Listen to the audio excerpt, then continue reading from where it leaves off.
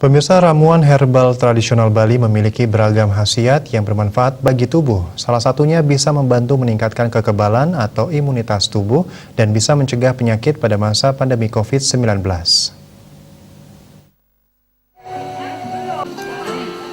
Menurut praktisi herbal Usada Taru Pramana Inyoman Sridana, meski belum terbukti bisa menyembuhkan COVID-19, khasiat yang terkandung dalam ramuan herbal tradisional terbukti bisa meningkatkan imunitas tubuh sehingga lebih tahan dari serangan penyakit. Di masa pandemi, pihaknya mengembangkan produk loloh imunitas yang bahannya berasal dari tumbuhan di lingkungan sekitar.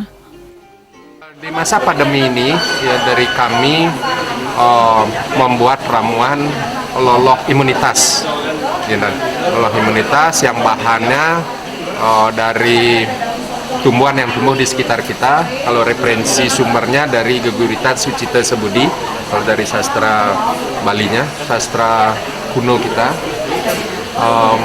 Dan di sana ada daun piduh atau daun pegagan, daun mendiran, ya, terus patikan kebo, dan juga empon-pon. Secara ilmiah memang terbukti kandungan daripada tanaman tersebut membantu bisa mengatasi atau meningkatkan imunitas tubuh.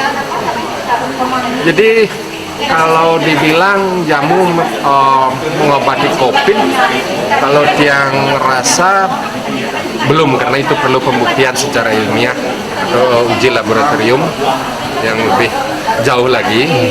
Kita boleh dibilang ramuan untuk meningkatkan imunitas sehingga tubuh kita kebal untuk melawan penyakit COVID tersebut.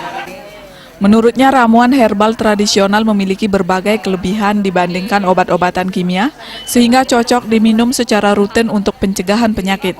Di samping minim efek samping, ramuan herbal harganya murah dan bahannya mudah didapat. Hanya saja diakuinya pengolahan ramuan herbal masih terkesan ruwet dan kurang praktis, sehingga masyarakat perlu diedukasi agar bisa mengolah obat herbal dengan cara yang benar. Ekayana, Bali TV.